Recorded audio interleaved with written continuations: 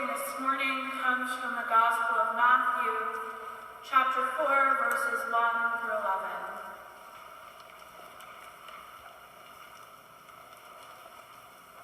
Then Jesus was led up by the Spirit into the wilderness to be tempted by the devil.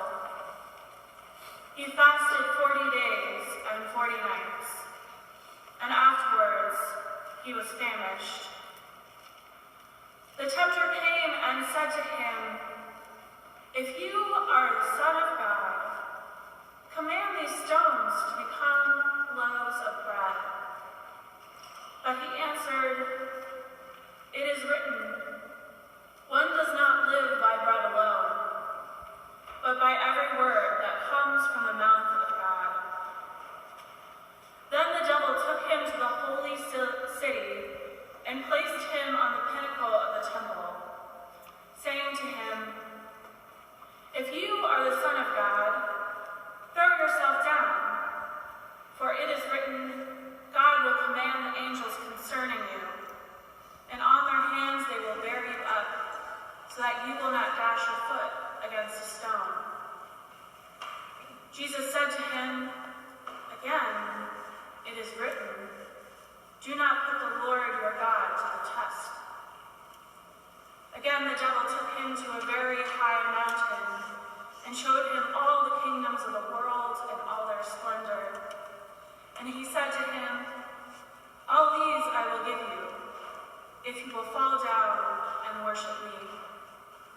Jesus said to him, "Away with you, Satan, for it is written, worship the Lord your God and serve only the Lord."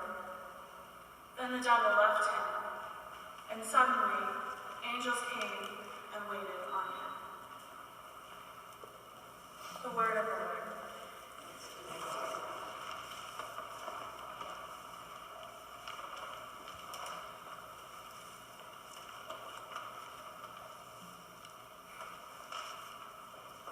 Will you please pray with me?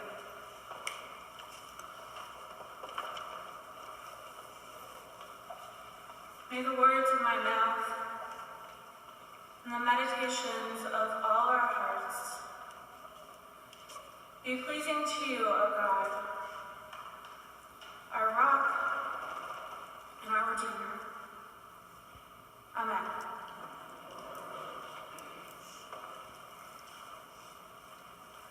This week, we have entered yet another season of Lent, the part of our liturgical year where we journey through the wilderness together for 40 days. First Church, I have a question. Does it seem fair to start the season of Lent? It feels like we've already been in the wilderness for far too long already. This is a question that's crossed my mind recently, and it's an easy and natural question to be asking ourselves in this current cultural moment in which we live. It seems as if lately there is more need for Easter lilies and trumpets than temptations in the desert. But as we all know, we cannot experience fully the joy of Easter if we have not dwelled in the uncertainty and wandering paths of Lent. We have to do the work. A few years ago, I switched my Lenten practice from giving something up to adding something that helps me attend to my relationship with God. Mainly because I just don't think Lent is about telling myself I can't have cake until Easter. In the end, I got too distracted by the cake and not distracted enough by Jesus. So here we are. Someone once said that Lent is not about what we give up, but about what we live for. Our spiritual practice is about tuning into our relationship with God and with one another. It is about paying attention to the story of our faith and letting it infuse the very nature of our lives. Sometimes it takes us lying in the dust of death to realize what our lives are really about. around every year, it seems to me that this season feels particularly heavy. What is going on with this world? God, can you tell us, because I'm really asking this time. Political tensions are rising, anxiety about the coronavirus pandemic is climbing, stocks are crashing, divisions are progressing. We are just trying to be brave enough to get out of bed in the morning and go about our day. And now God is calling us into the wilderness? This might feel like an exhausting request if we don't fully understand what happens in wildernesses. I came across a poem this past week by artist, author, and United Methodist minister Jan Richardson. I found it to be helpful in illuminating the nature of wildernesses. I drank up the words of this river in the desert. The desert of feeling that sometimes in our world, it seems as if there is only wilderness upon wilderness. It's called Where the Breath Begins, and I'll share it with you now. Dry and dry and dry in each direction. Dust dry, desert dry, bone dry. And here in your own heart, dry. The center of your chest, a bare valley stretching out every way you turn. Did you think this was where you had come to die? It's true that you may need to do some crumbling, yes. That some things you have protected may want to be laid bare, yes. That you will be asked to let go and let go, yes. But listen, this is what a desert is for. If you have come here desolate, if you have come here deflated, then thank your lucky stars the desert is where you have landed. Here where it is hard to hide, here where it is unwise to rely on your own devices. Here where you will look and have to look again and again and look close to find what refreshment waits to reveal itself to you. I tell you, though it may be hard to see it now, this is where your greatest blessing will find you. I tell you, this is where you will receive your life again. I tell you, this is where the breath begins. There is a difference between going into the wilderness with God and going into the wilderness alone. Where does our greatest blessing find us? Where does the breath of life begin? In the wilderness. Without wilderness, without doing the work of laying ourselves bare, without having the courage to let go of the things that no longer serve us, we leave the chance to receive our lives again on the table. In this season of Lent, we are tending to the ways in which God clears a path for us through the wilderness, how God seems to make a way out of no way. To understand more fully what is being asked of us, let's look at our passage for this morning from the Gospel of Matthew. This text, most often called the temptation of Jesus, comes directly after Jesus' baptism and marks the beginning of Jesus' formal ministry in the world. We are told that Jesus is led into the desert for 40 days and 40 nights, and at the end of his fast, he was famished. It is important to note that he wasn't in the wilderness for exactly 40 days, but it was exactly enough time for him to become uncomfortable. At the exact point when his discomfort is unbearable, the devil confronts him. This figure, the devil, is hard not to personify in your mind as you hear this story. The three words used in this passage, tempter, devil and Satan are referring to the same thing, which is more accurately designated as an adversary or an accuser. We all work against adversaries in our own lives, and more often than not, the adversary we wrestle with the most lies within ourselves. One way to wrestle with this passage is to draw a connection between the things that tempt us in our lives with temptations that Jesus overcomes in this exchange.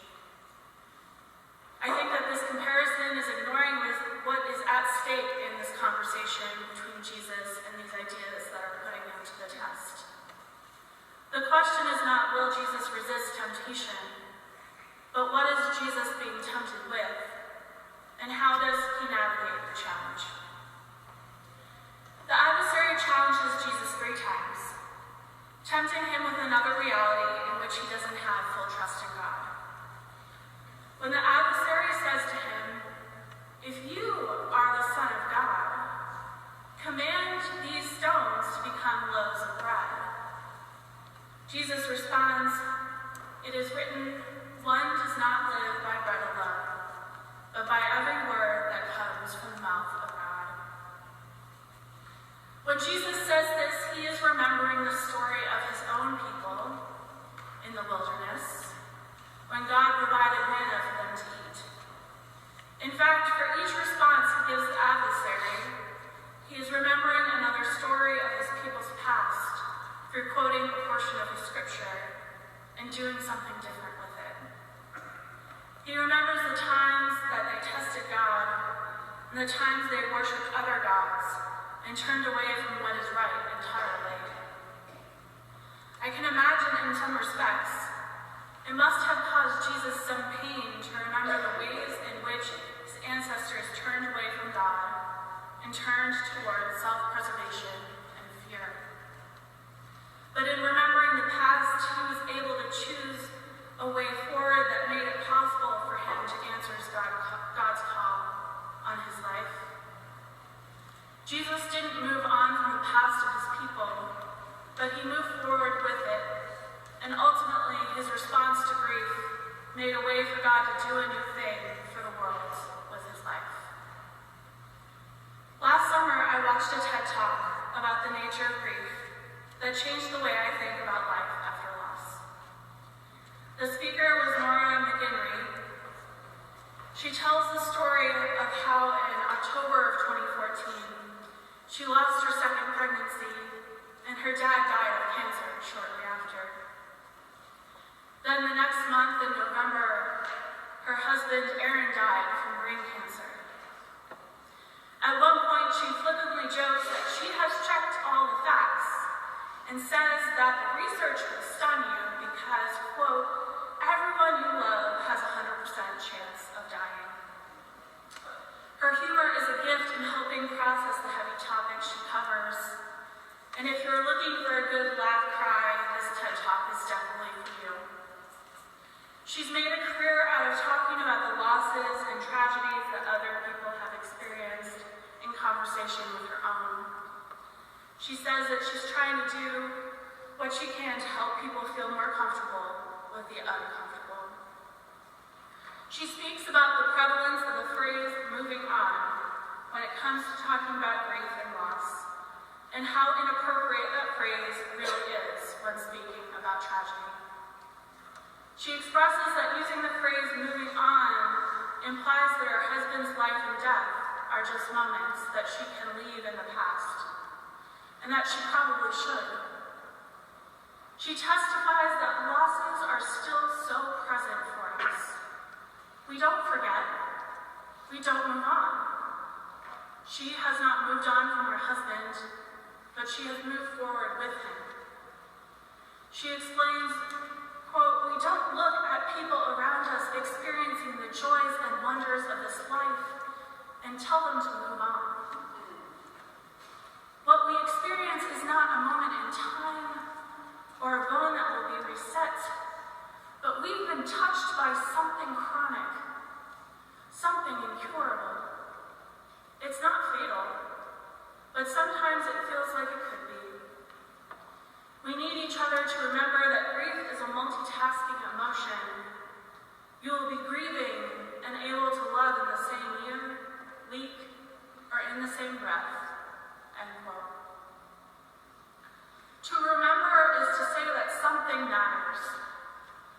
something is so important that is inextricably bound into the fabric of our existence.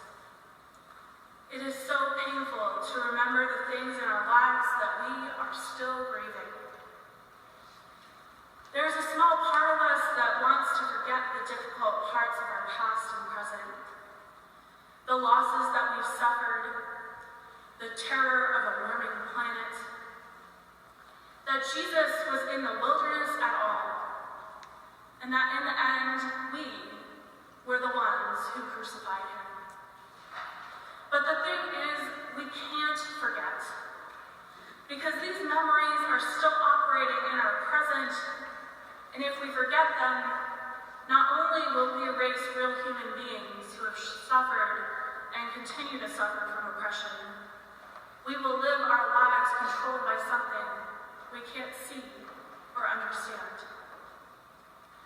These are some of the primary concerns of Black liberation theologian James Cone.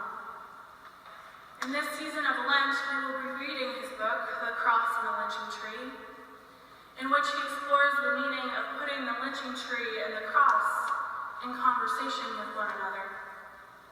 He believes, quote, that the cross placed alongside the lynching tree can help us see Jesus in America in a new light, and thereby empower people who claim to follow him to take a stand against white supremacy and every kind of injustice, end quote.